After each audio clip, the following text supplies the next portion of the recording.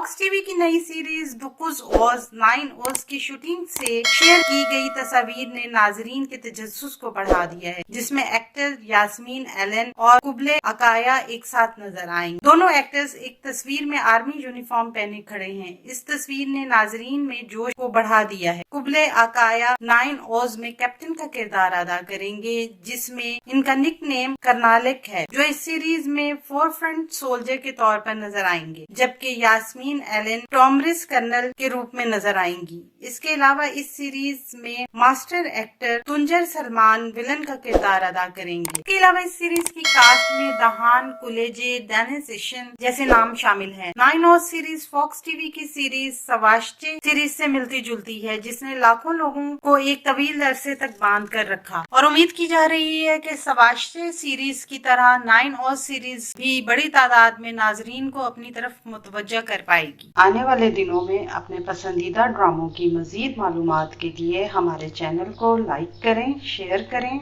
और सब्सक्राइब करना ना भूलें। शुक्रिया।